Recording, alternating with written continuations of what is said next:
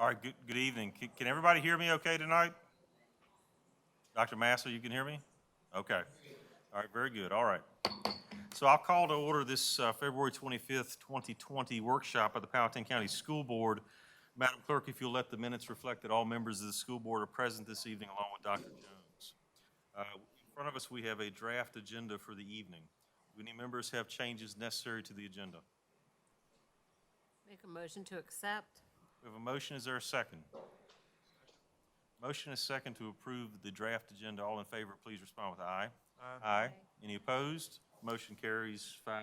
All right, that takes us to our public comment period for the workshop. In accordance with school board policies BDDH and KD, any resident of Powhatan County may address the board during public comment.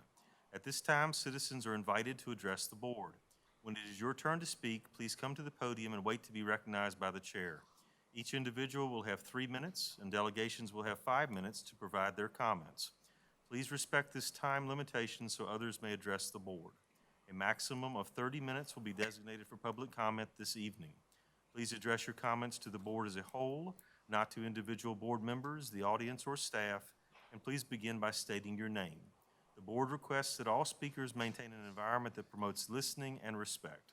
The board will not respond or address issues raised by speakers during the course of public comment, and speakers are reminded that the board chair is authorized to stop or remove speakers who use vulgar, disruptive, or threatening language.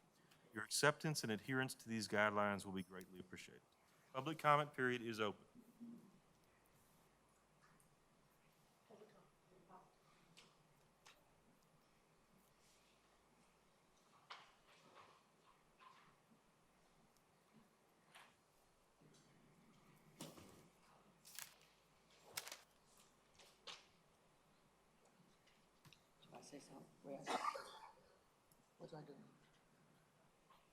Good evening. Good evening. My name is Sister Beulah Martin. I am the director and teacher at Workshop Way Preschool on Carterville Road. My lead teacher is Maxine Ross. My supporting staff is sign language, Ms. Sims, arts and craft, Ms. Gray, music, Polly Parmore. My supporting staff too is Helen Mitchell-Brown, an administrator, fundraiser, and one more, grant writing is Sister Maureen Carroll, my right hand. Thank you. Here's Sister Maureen. Thank you, Sister Beulah, and thank you, board, thank you, people, for inviting us as public. We know, and we're down to our 3 minutes. I wanted you to meet who we are. Within the last week, the state of Virginia has approved the mixed delivery grant and has received a significant amount of funding for preschools. I have a packet for each of you, so I don't need to go through everything in the packet. On the front page of the first handout that you get is a small box down the bottom. And on that box, we have 2 requests. The first request is about transportation for District 4 and 5. The second request is for a group from the Powhatan Public School staff and Workshop Way, Inc., which is a nonprofit organization, to get together and to talk about the mixed delivery grant. The mixed delivery grant is public-private funding for early childhood education. So that's what we're hoping, that we can have some kind of a conversation. So we appreciate coming tonight. We got a big stack of paper. We destroyed a whole rainforest. But we thank you. We'll be back. Thank you. Mr. We Marine, still have 2 minutes. you have more time if you'd like to talk more. You actually have 5 minutes. Right. We got 5 minutes. You don't have to take them all, but you're welcome to take as much as you like. Did you go with 1 and 2? Yes, We've applied for the mixed delivery grant. Probably this is the third time. And we intend to keep on applying because the way the grant is written, the state is looking for public-private ways of being able to deliver universal preschool education. We have a theory that says the whole audience of 3- and 4-year-olds not necessarily should be publicly funded. At our school, we've been able to raise $100,000 in private funds, private donations, in order to support our program. We think that a combination of public-private funding, first of all, will save a lot of money, but it will provide an alternate system so that Powhatan doesn't have to pay for everybody. Okay? So take a look at what we got. It's a lot of reading, and I know you already have a lot of reading. thank you. Thank you. Thank you. Ms. Hockaday will grab the handouts from you, Sister Marie. All right, thank you very much. Public comment period is open.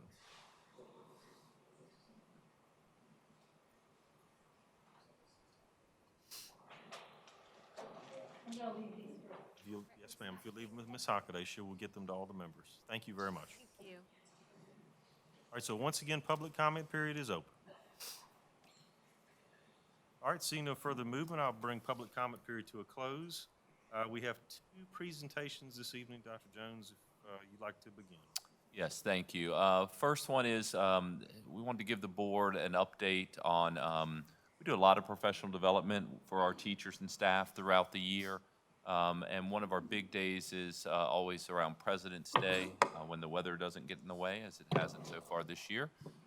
So we wanted to give you a quick update on what that day looked like for our teachers and our staff. So Dr. Alejandro is here to give an update on that, as well as to share a video that we shared with the staff on that day as well. Thank you. On the 17th, which was last Monday, each of the schools, along with division staff, participate in professional development. It's a partnership between division staff and school-based administration as far as developing that and determining what's needed. I think the impressive thing about Monday's professional development was how many of our sessions and our activities were teacher-led. So I'll start a little bit and tell you about what happened at Powhatan High School. In the morning at Powhatan, they worked on grading philosophies across the school and had some discussions based on feedback from their innovation committee. They had some special education presentations around supporting students with ADHD. They worked with their VTSS program to make sure that they had strategies in place for positive reinforcement, de-escalation strategies, and a flow chart of behavior reviews. And then they went back into their departments and they debriefed those activities and put plans in place for analyzing student achievement data and making sure that they were ready for the remainder of the school year. They also closed the day with a discussion led by VCIC with their small equity and diversity group to do some planning and some pre-strategizing for that. Over at the middle school, they started their day with looking at DL 421 reflection and organization processes as a whole group, and then they broke into their committee action and did some action planning within their committees. So they broke into their diversity and equity committee, their innovative learning committee, co-teaching committee, VTSS, climate and culture. So really kind of crossed through all of the major organizations and structures within the building. And then they broke into their departments at the beginning or the end of each school year. Each of our schools put together a State of the Schools report, and this year Powhatan Middle School decided to revisit that mid-year, so they updated their State of the School with all of the staff participating in that process. And then in the afternoon they had some professional learning chats, and those are generally led by teachers around things that have bubbled up within the school as far as discussion items that the groups want to have more clear focus on, so things around classroom management, social emotional learning, how to best use the Chromebooks and manage those in their classrooms, differentiated instruction, deeper learning, even talked about challenges within the teaching profession, so gave teachers an opportunity to work with each other about how they can improve their day in the classroom. And then they always wrap up with something fun and had an activity in the afternoon. At the elementary schools, we had all of our teachers participate in social emotional learning. We're rolling out a new curriculum that we purchased, Sanford Harmony. Earlier this year, we had groups of grade level teachers across the division participate in training, and those became trainers. And so then they brought that material back to their schools, and they actually trained their individual teachers at each of their schools. So they initiated 7 lessons that they had identified that they're going to work on through the spring. 5 of those will be by classroom teachers, and 2 of those will be conducted by resource teachers. And then in the afternoon, each of the schools had activities that were relevant to the needs of their specific schools. So Virginia Center for Inclusive Communities held PD at Flat Rock Elementary. Pocahontas had faculty updates, ed camps. They also did some training on a new math program that they're utilizing, IXL, as well as some grade level and resource work. And at Powhatan Elementary, Ms. Deal and Megan Dayton delivered professional development on equity and diversity around classroom identities. And they used videos and reflection and discussion for that. And then the last thing that we did as a division was the social studies folks at the secondary level all met here. We had the Virginia Museum of History and Culture come in, as well as Longwood University and several other outside resources to talk about inquiry-based learning. And they also talked about resources through the Virginia Museum of History and Culture. They created some common language around history, some common terms that we're using so that everybody was on the same page, and then developed resources together as a group. And that was very well received by our 6th through 12th grade social studies teachers. And then, of course, we did ask each of the schools to share a video with the staff to update them on the strategic plan. We found that we present a lot to you all about updates and what's going on within the division, and sometimes that doesn't always get translated to the school level. They might not check the videos or the presentations, the PowerPoints that we do here. So with the help of Gillian Lambert, we put together a little video. It's a little homegrown video, but it is a video updating the strategic plan, so we'll share that with you now.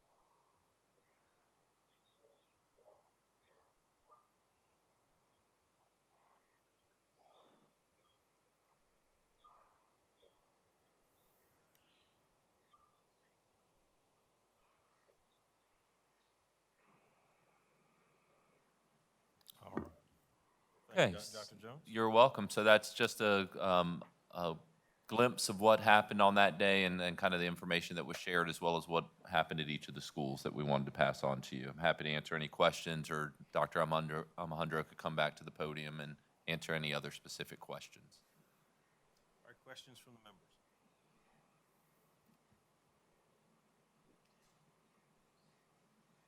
All right. Thank you Okay, very much, great. sir. Next presentation is on healthcare. Mr. Johns is coming up to give the board an update on some health insurance information that we've received in the last couple weeks since our last meeting, and its impact on the budget. Mr. Johns? Good evening. Yes, sir. At the last meeting, we had presented in the budget a 5% increase in health insurance. And this doesn't seem to be progressing for me.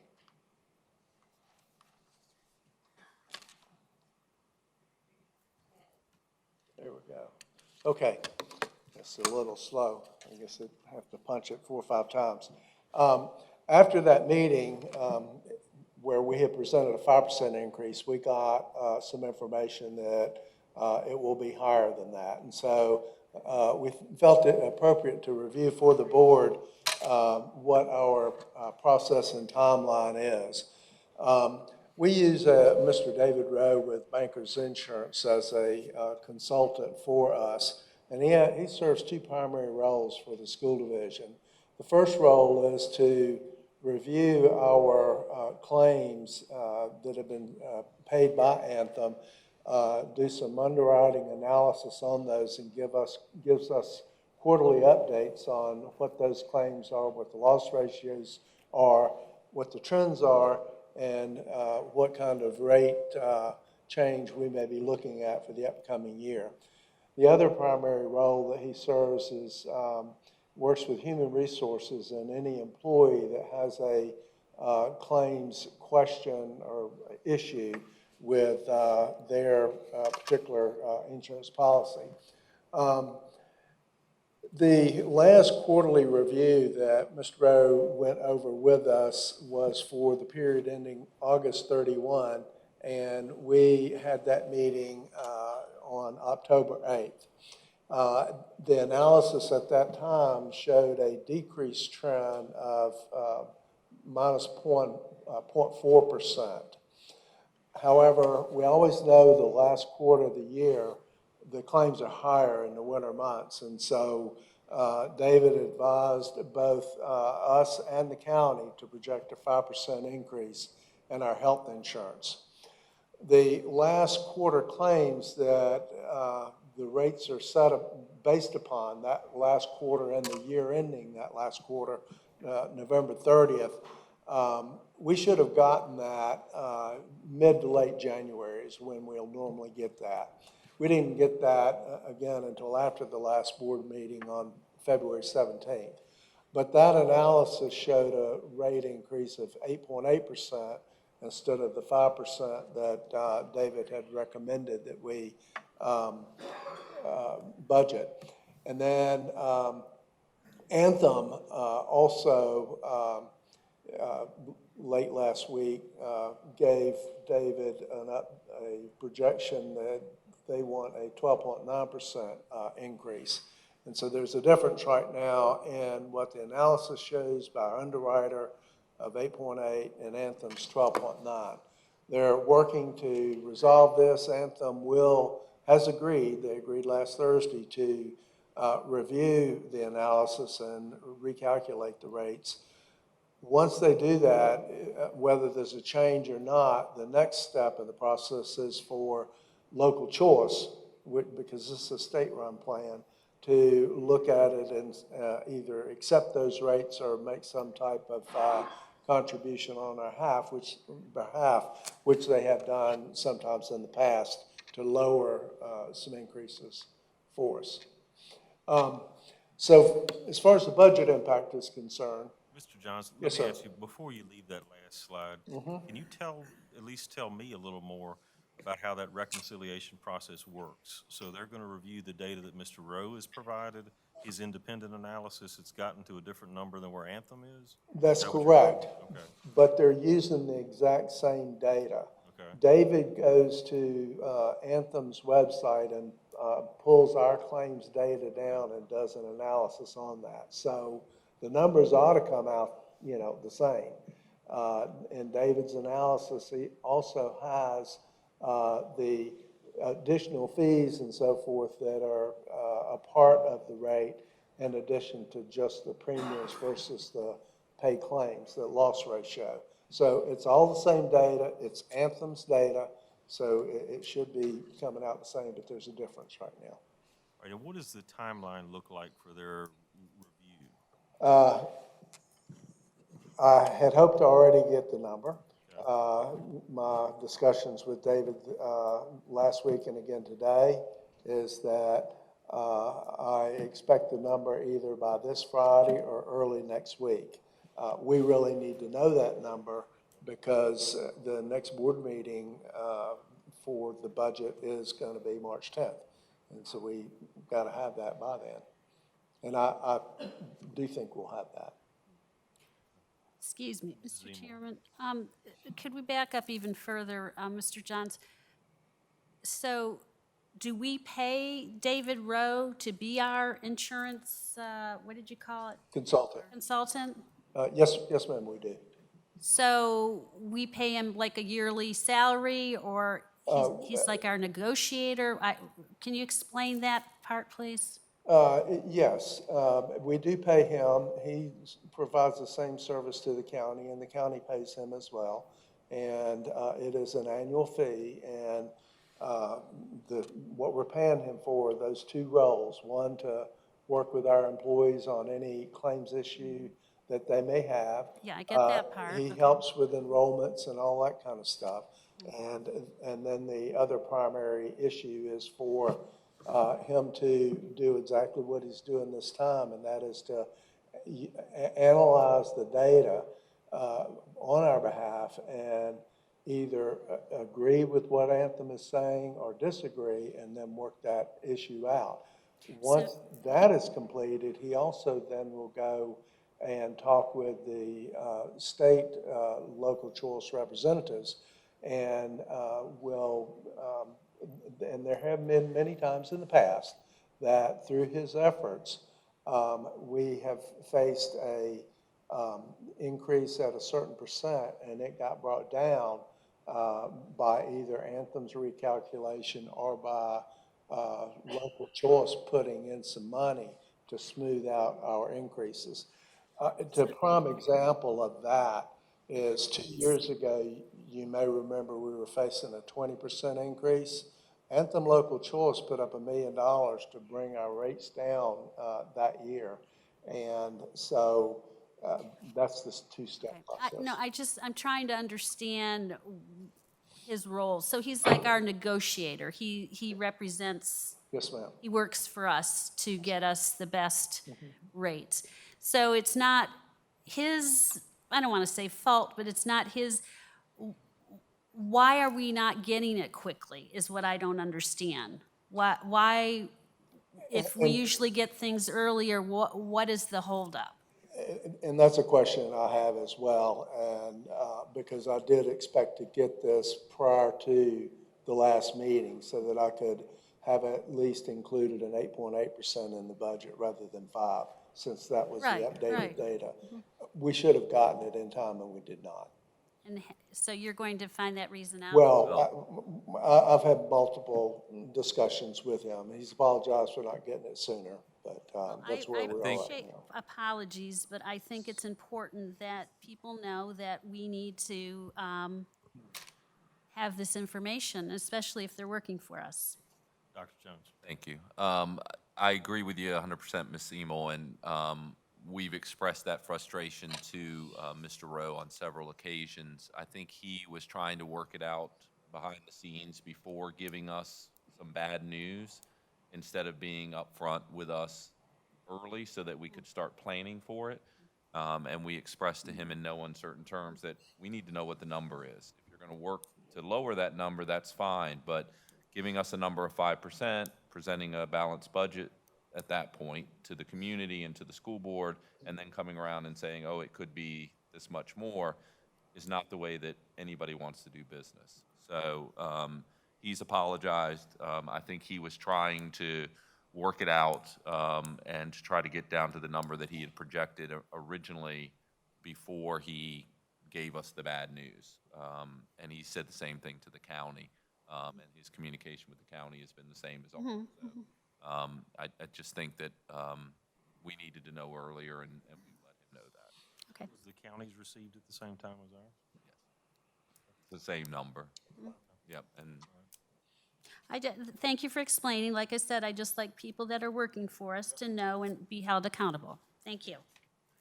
All right, Mr. Johnson. Okay. Well, unless there are other questions, other board members have questions? I have one. Did Mr. Rowe give any ideas or thoughts as to why they were suggesting a 12% increase? If he's looking at certain numbers that he said is their data, and then they come back with this, why is there such a, we're thinking 5, then they're saying 12.9? Why is there such a wide gap there? Well, the difference in the data right now is 8.8, based upon the November 30th analysis, and the state's 12.9. So it's a 4% difference right now. And Anthem has not explained to David why they have 12.9 when the data shows 8.8. So we're waiting on that explanation of what that final number is going to be. Are there other counties in the area that are experiencing the same increase, kind of? There are 2 other Anthem Local Choice participants that are facing the same issue right now, and their variances are more than the 4% variance that we have. No, we're not alone in that, but there are 2 others. Can you share those, or do you know those? I don't remember who they are right now. I can share them later because he told me one was not a school system. It was some other type of organization. I just don't remember the names, but I'll find that out and share that with Dr. Jones to share with the board. Other questions or comments before Mr. Johns continues? Continue, sir. Okay.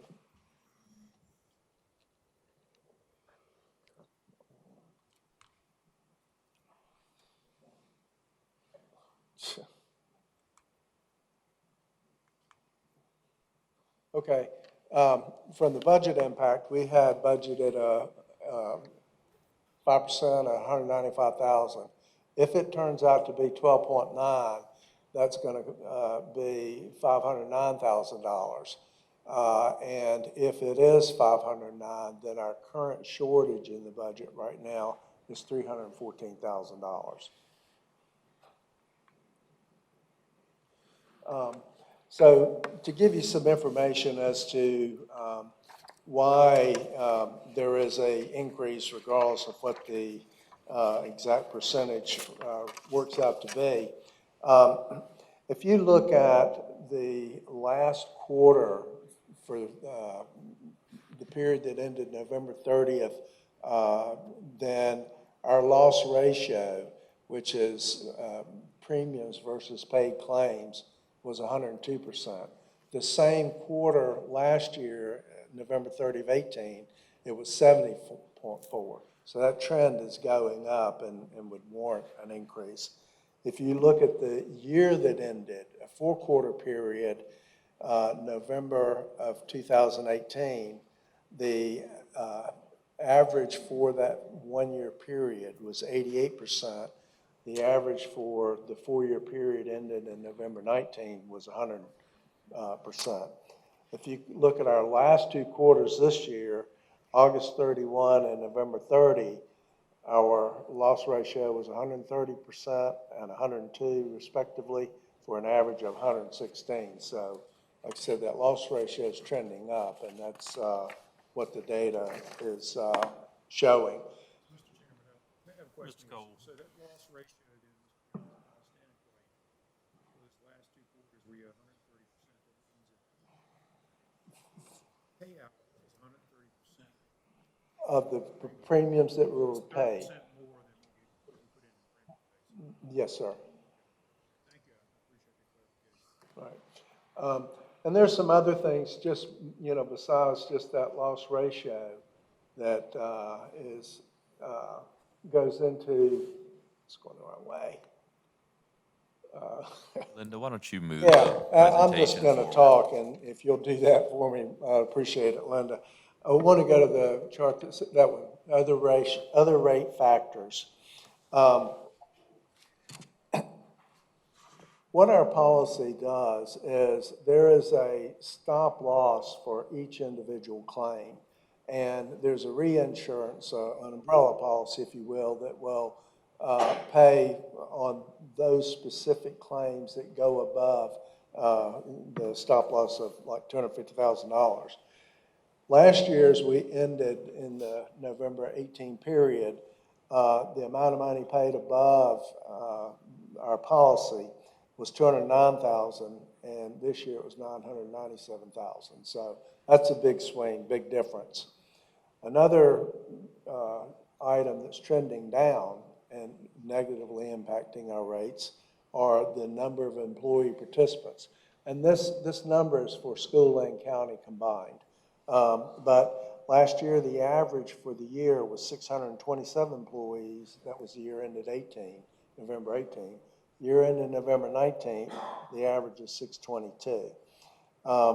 And if you look at the quarter that ended August 31, 19 versus the quarter ended November 30, you're talking about 629 versus 619. So fewer participants and claims going up, then the premiums are going to go up.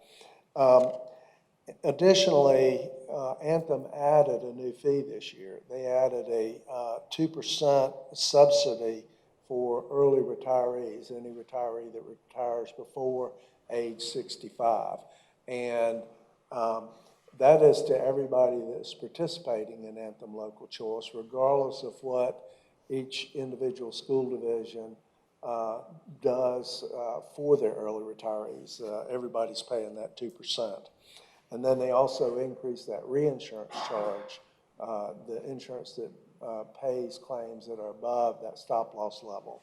And that went up a good bit. And so that is the difference there. So if you'll go to the summary slide now. Mr. So, Can you go back to the new fee added by Anthem? So that early retiree program subsidy at 2%, is that an retired employee contribution? Or is that is a factor that goes into the calculation of the rate increase. They've added 2% to the retiree what's I've got you. Understand. generating the rate. All right, thank you. But that, if it comes out to be 12.9, that 2% is a factor that's driving that for everybody, not just that the early retiree would pay more. Thank you. I misunderstood you. I appreciate it. Yes, sir. So where we are right now, our consultant's showing 8.8, Anthem's showing 12.9. If it turns out to be 12.9, we have an increase of 509,000. If it is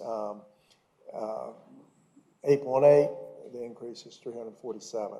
So we either have a budget shortage of 314,000 right now, or a budget shortage of 152,000. And so that's where we are. And so any additional questions that the board may have.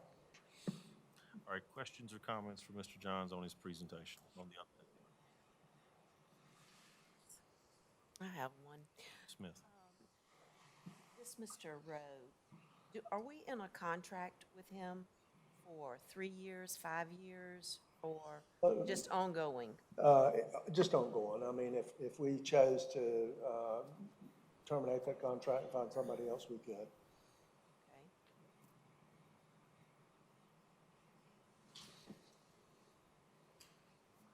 Okay. Other questions or comments? Mr. Cole, then Mrs. Ayers. All right, Mrs. Ayers. Thank you. You're welcome. I mean, I know this is the case because I used to work in insurance, but what's driving our rate increase is the number of claims that we have. Right. So it's not that the insurance company are being bad people. They're in this business to estimate risk, and our risk last year basically was underestimated. And we went way, way over that. So it's not, I mean, I know that happens some years. I mean, it's over several years, I know that we had a really low year and then we'd have a higher year. So, but I'm just making that point, that it's not anything, I mean, they're not being bad people. They're simply In business. basing their rate on what our needs have been. Correct. That's right. absolutely Thank, right. if I could, Mr. Chairman, thank you. I think what makes this one difficult is that we were told at the end of the third quarter that we were under minus .4, and the fourth quarter ended December 31st. We didn't find out what those fourth quarter numbers were until the end of February, middle of February. So to see such a large jump in the fourth quarter isn't unusual, but certainly the time lag in us finding out what those fourth quarter numbers were is what made this particularly challenging this year and quite frankly unacceptable. Right. Exactly. Is there Okay. a rush of surgeries on the fourth quarter? There had to be something, we're still analyzing that and pulling those numbers, but, you know, and the other thing we've talked to David about is if this happens every year, there's gotta be some way for us to estimate Anticipate. that and to smooth it out throughout the year so Right. that we can have a better idea of what we're looking for and to institute any proactive measures to reduce those claims that Right. we need to do. I agree. It was just a shock. All right, Mr. Cole. Yes, sir. I agree with Ms.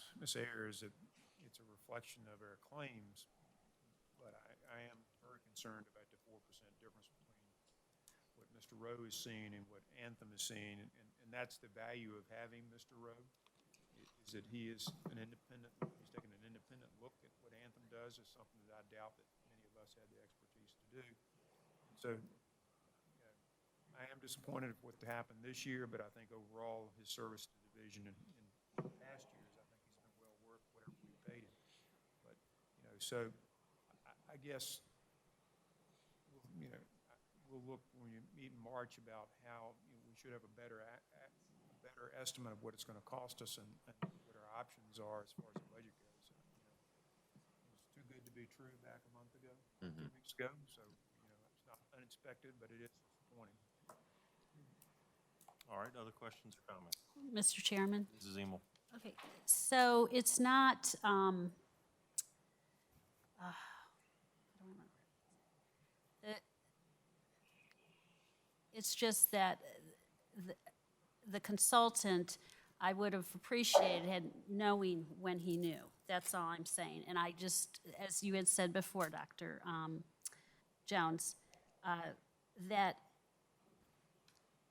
I understand that it has nothing to do, that it has to do with the rates and all that. I just, when somebody is working for us and we pay them to do something, we need to let them know our expectations. And he needs to let us know as soon as possible. And if, maybe it is time for a change. I don't know.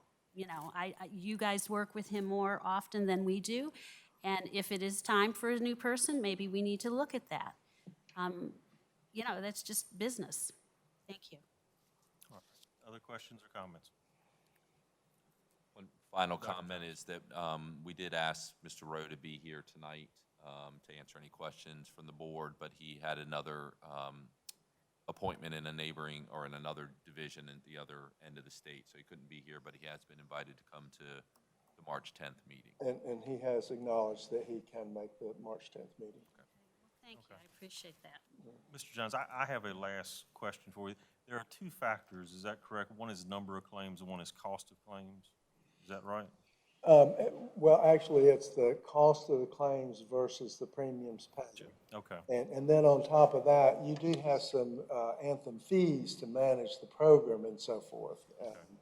So what I'm going to ask you is, and it's not something for this budget cycle, but I'd like to ask you, there were perhaps a year or two ago, you presented some information to us, or your staff and your colleagues presented some information to us on employee wellness programs and other things. Mm-hmm. Based on the rise that we're seeing in numbers of claims and costs and other things, if you could revisit that for us and bring us back some suggestions. Because I know that there are employers that have had success in managing this issue by instituting employee wellness or workplace safety sorts of ideas. The idea being that, you know, it helps to mitigate some of these issues. So if you could do that and bring us back some data at some point, I would appreciate it. And after the budget cycle, obviously, it's too late to address it this year, but when we're done, if we could revisit that conversation. And I want to say you presented it to us at a workshop over at the high school maybe 2 years ago. But if we could talk about that again, I think this might be a good impetus for that discussion. Certainly, Okay? certainly. All right, other questions or comments? All right, thank you, sir.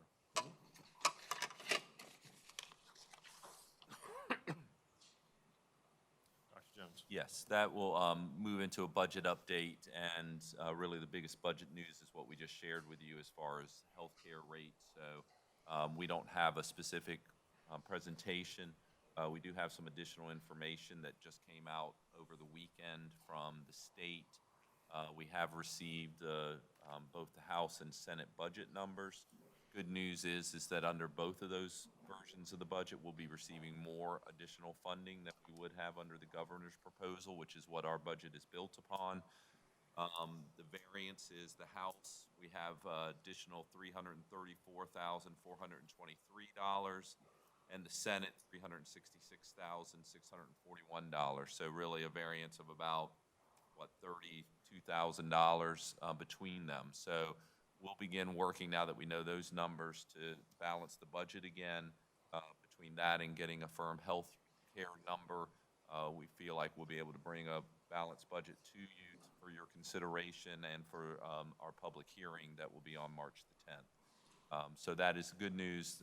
There is additional money in there for compensation that is tied to compensation, but our current 2% increase that we have in the budget, we'd be able to hit those markers that we currently have to receive that funding. The 3% bonus that the Senate has, I believe, is the one that out there that we haven't really seen what that would specifically look like. So we'll wait until they reconcile the budget and see what the final numbers are, but it looks like it will be somewhere in that range, which will certainly help soften the blow of these increased healthcare rates.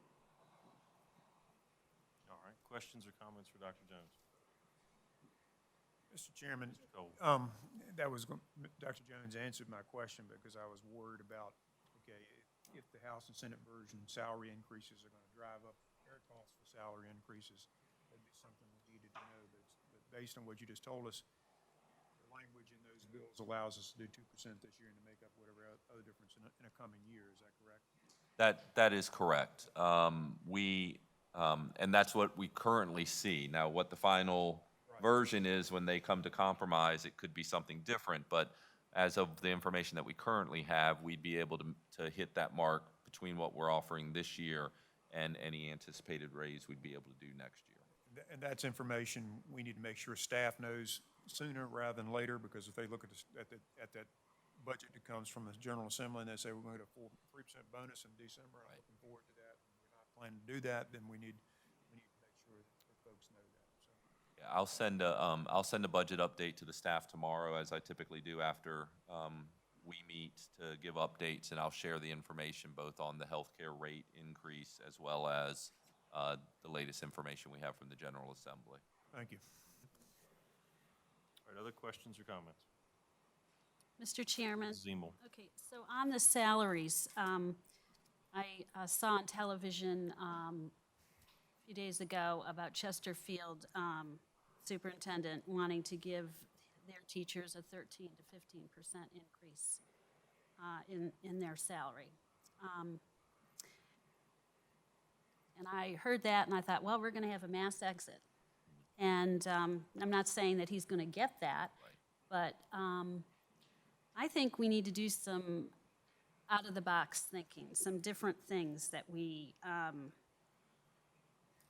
with salaries. We talked about last time, our salaries are I forget what was the percentage of the budget? Salary and benefits are about 82%, between 82 and 84%. 82 and 84%. So I think we need to look there, if that's our budget. If that's what we're spending. I'd like to see the salaries for the central office staff. I'd like to see what we're spending not in the school environment, or in the school buildings. I'd like to see the salaries, just to have some kind of handle. I just think we need to do something out of the box of what are we gonna do? We gotta do something different when it comes to salaries. Also, the other thing I wanted to talk about with the budget is, I know your background is middle school, high school, and I know Mr. Cole is high school, and Dr. Alejandro is high school. I'm early education, or early elementary education, and Dr. Thomas, I'm so happy, is our other elementary education advocate. I would like to see, again, a foundation of us spending more money at the other end in our budget, rather than going and doing all these remedial things. And I know I said this when I was first elected. I saw in the TAC notes that there were some more teachers requesting the assistance in kindergarten. And I know I said that at the last meeting, and if I recall, okay, it said something, your response said that they did not come forward as a priority in the budget process. So I just feel like we need to spend a little bit more time on the other end. Because if you are giving a child a good foundation and taking the time with that child, there shouldn't be all this extra remediation. And so I would really like us to, and I don't know if Dr. Thomas has, I don't want to put you on the spot, but, you know, I just feel that we don't do that enough.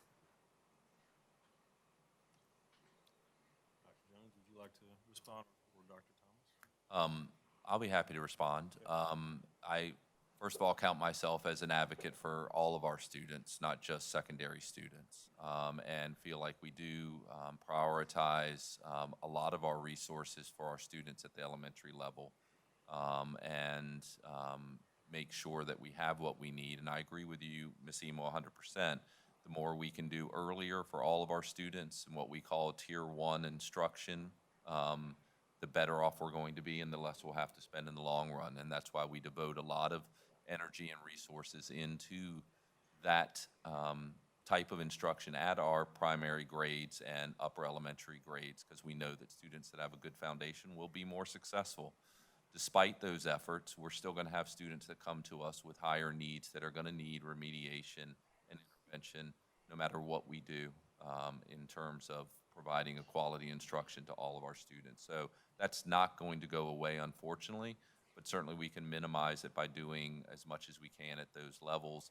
And I feel that we are doing that, and that it is a priority of ours and it is a focus of ours. But not saying that we can't do more. There was a TAC question about kindergarten assistants. That TAC question could have come from one teacher, or did come from one teacher. I don't know how many other teachers feel that way, but that's the only teacher that I've heard from about that. And I know the elementary principals who speak to their teachers daily and work on the budget, that did not come forward from them as a priority, which is why I answered the question in that way, to add assistants specifically at the kindergarten level. What we currently have is we have a lot of instructional assistants in various roles throughout the school division, and we place them where the need is based on, a lot of that is driven by the school level and where they want to do that. And almost all of our assistants that aren't directly tied to students with exceptional needs are at the elementary level, either funded through Title I, or funded through our general fund to assist students or assist teachers. So those principals working with Dr. Thomas are the ones that decide where those individuals and where they can provide assistance. So if there's a greater need in kindergarten, I think we have the resources where we could reallocate instructional assistants to work specifically with kindergarten, but that's not where the leadership in those elementary schools has decided that the greatest need is. It's more working directly with students who may need additional help or services kindergarten through 5th grade. Well, there were two different schools that said that in the TAC notes, and then also I have heard from other teachers at an elementary school that were interested in that. I've also heard when I was at the movies one day, that standing in line at the popcorn, a 1st grade teacher was interested in getting them back, and I don't. When I say an assistant, I'm talking about an assistant to help the teacher help the students. Each teacher knows what they need for an assistant.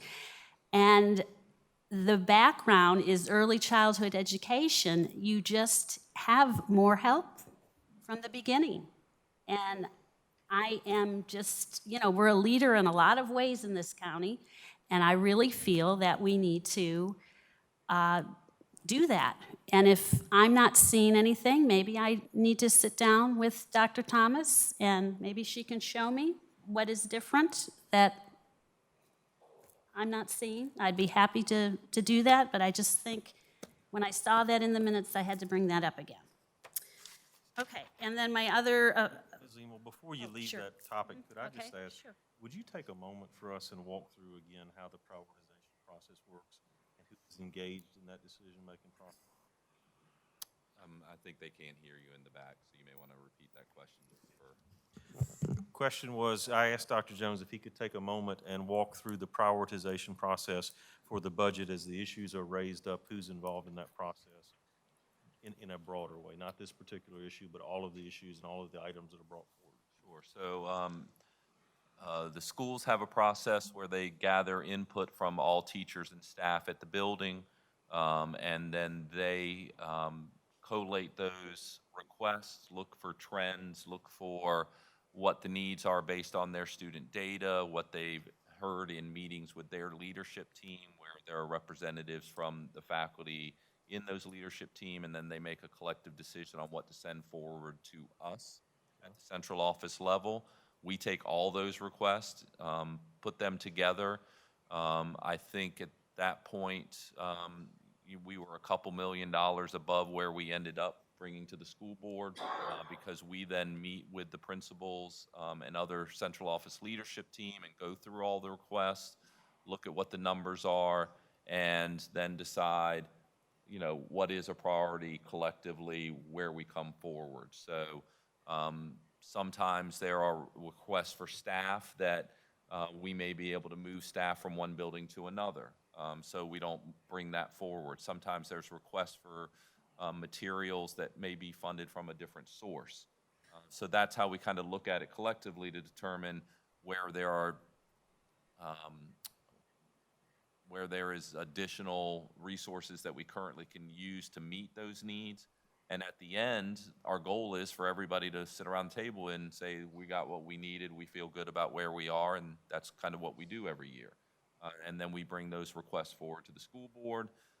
We look what needs that we have based on our current funding, and then determine where else we may need to reduce or make adjustments based on that process. Okay. All right. Questions or comments about that before Ms. Emil continues? All right, thank you, ma'am. Please continue.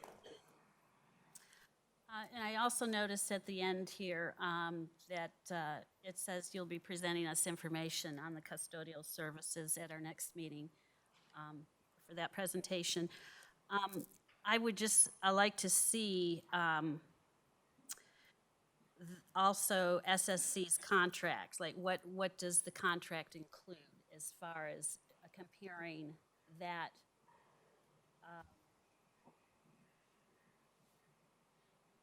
what is the list of responsibilities that they do? And then also, I'd like to know who is responsible for the toilet paper and the soap and the paper towels? And is that part of their contract to provide for us, or do we pay for that? I want to see the breakdown so we can really decide what is the best thing to do financially. Does Yep, that that's make the- sense? Yep, that's Okay. the plan that, Okay. what we're working on to bring forward Okay, to you. that's what I just wanted to be sure. Thank you. All right, other questions or comments? All right. Thank you. The last item that we have for you tonight is just the information about contract renewal for Sodexo. Mr. Johns has that contract attached. This is just information at this time, but he is going to go through kind of the rationale for that and answer any questions you may have. Sir, this is something that we did last year. We had bid out the food service over a 5-year period, but we have to do a renewal, each year. We have to notify DOE by the end of April if we are going to do a contract renewal or something else. Where we are right now, the terms of the contract that we have with Sodexo do provide for contract increases tied to the CPI. The CPI did increase this past year, and so basically the end result of that increase is a $3,176 increase for their management and administrative fees. That's the increase combined for both of those fees. Excuse me, Mr. John, so what does CPI stand for again? Consumer Price Index. And so what we look at is food away from home, and that amount did increase that much. But also, in order for them to get the CPI increase, they have to also show at the same time that their operating costs have increased. Operating costs such as their wages and their food costs, and those also have increased above that 3.1%. Now, let me address whether or not they're going to earn that.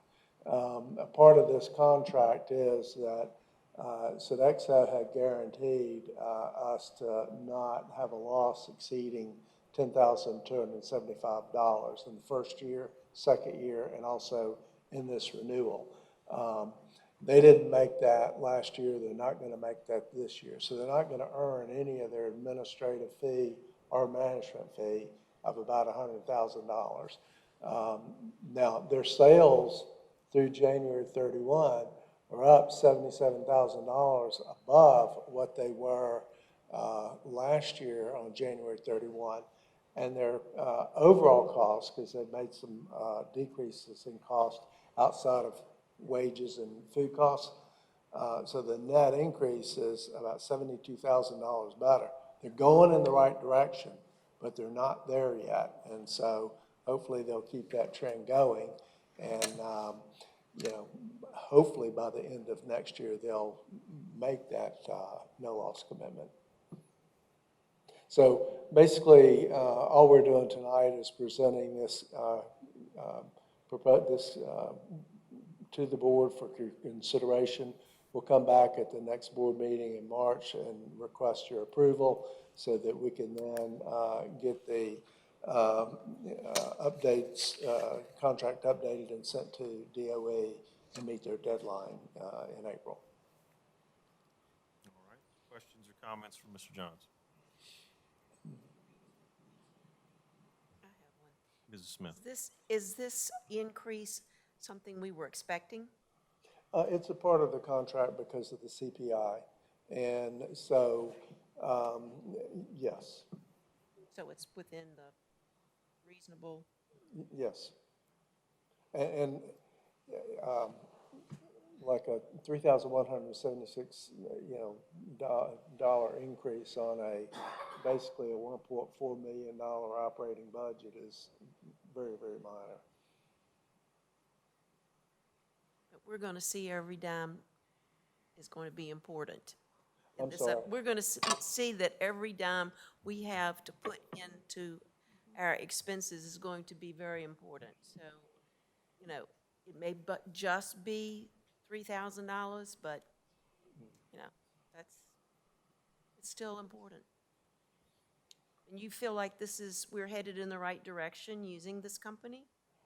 Yes, I mean, they are making an improvement. They are showing more profit as of January 31 of this year than they did the year before, and more than we did when we were operating it internally. So they are moving in the right direction. They're not, at the operating in the black yet where we want them to be, but they are making progress. And the quality of food that's being served, how is that? I think the sales reflect, since the sales are increasing, I think that reflects. And Sodexo provides the meals for the board, so we all have a chance to sample that. They've been providing that for us at the monthly meeting where you have a workshop and a meeting. Excuse me, Mrs. Smith, last year, Mrs. Ayers and I attended the middle school where some of the students were unhappy with what was being served. As part of their civics class, they were asking us about what could be done. And so we worked with Dr. Martin, and she worked with Sodexo to have tastings every week from that point to the rest of the year. And so we encourage the students that, okay, this is your chance to participate, and let them know what you like and don't like. So I know that was going on at the middle school last year. And then I know the high school, didn't they do a different menu, different options there? And because I know those kids weren't too happy there either, but I haven't heard anything. Have any of you heard anything? It's been very quiet in terms of negative feedback. I think we got one letter from the 8th grade civics class that I think Mr. Cole got from a student that we're following up with at the middle school about quality of the food, or something being in the food. I think it was, something along those lines that we're following up on. But generally, we haven't heard the negativity that we heard in the first year. But certainly we encourage Sodexo to keep working at it, to continue working on increasing sales, and to continue on focusing on the quality of the food and the options that we're providing students, because we know that's what will end up increasing sales and making them profitable. This is the second year, right? Yes. So because at the end of the first year, well, we let them know that we weren't happy or that the students weren't happy. So I think, like he said, there's been some changes in that area, which good changes. Mr. Chairman. Continues in that one. Mrs. Ayers. Mr. Cole and I actually went back to the civics class this year, and there were a couple of students in the classes that we attended that asked about the food. But when they asked that question, I asked if it was better, and they pretty much agreed that it was better. So it's getting better. Yeah. But I think they also indicated, being part of that class with us being there, that they would like to be surveyed again, just so Sodexo knows what they really like. And, Mr. Cole and I explained to them that, some of the things that they really like aren't part of the healthy food program that Sodexo has to follow. Anyway, maybe that would be another, just to make them feel engaged, that they're having some say, is to do another survey with the middle school, and just my thoughts. Sure. But I think they're getting better. The kids said they were getting better. Mr. Chairman, if I Cole. might make a comment. Mr. Johns, can you remind us what our budget supplement was for food service a couple of years ago before we went to Sodexo, how much that was costing us per year?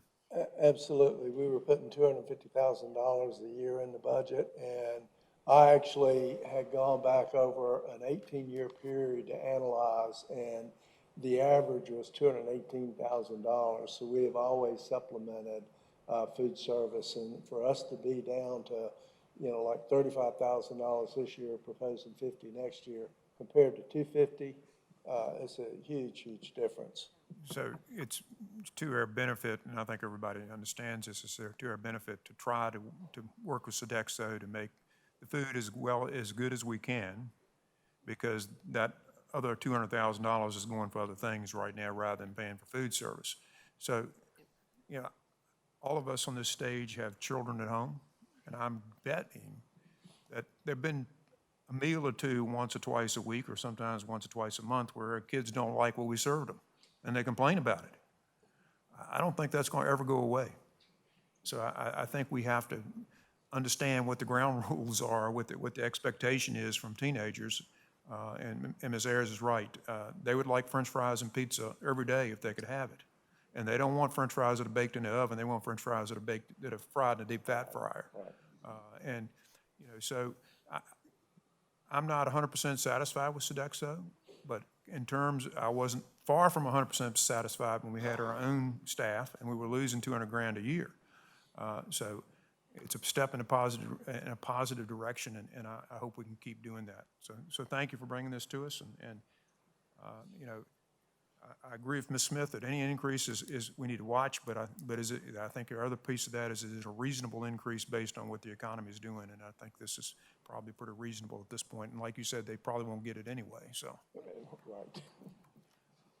Mr. Jones, I would be interested in looking at any more survey data that may have been done on the students in terms of quality or experience. If we have something like that, that could be provided to the board, I would like to take a look at that. Okay. And I agree with, I think, the comments of maybe one or more folks up here that I am not receiving, or I am not hearing the concerns from the community that I think I heard the previous school year. And I've got at least one student at home. He seems to be much happier this year with the quality of his meals, his lunches at school, than he was the previous year. So that's not by itself a bellwether, but it's his experience, and that's what I hear from him. So, but I would really like to see any other survey data that could be provided for any of our students in terms of what their feedback is on quality and the other factors associated with the school lunch. And I know that Mrs. Emil spoke about the tastings that were done and other things, and I think that was well received by the students and the parents as well. And I think that if that's possible for that sort of thing to continue, I think that's a good outcome as well. But that's just if that information is available, I'd like to take a look at it. Certainly, at the next meeting, when I bring this back, I can also bring back some data on some of the actions Sodexo's taken this year and what they have planned next year. I would appreciate that. Anything that they've proactively done, any steps they've taken, any efforts that they've been made that we need to be aware of in terms of improving quality and other things, I certainly would like to take a look at and be able to consider. So, Yes, sir. other questions or comments? Excuse me, Mrs. Emel. Mrs. Smith, did you get to finish? I'm sorry. You did? Okay. Yes. All right, other questions or comments? All right, thank you, Mr. Yes, Johnson. sir.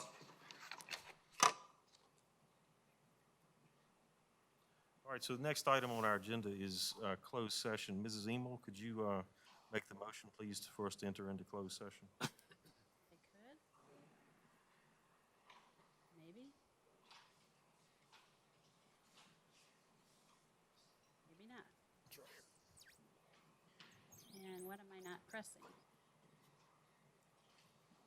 Okay, well, I'm recommend and make a motion to enter closed session pursuant to Code 2.2-3711, A1, to discuss the employment, resignation, and leave of specific employees, pursuant to Code 2.2-3711, A2, and A4, to discuss expulsion and school placement of specific students, and pursuant to Codes 22.160 and 22.1-60.1, to discuss the evaluation and contract of the division superintendent.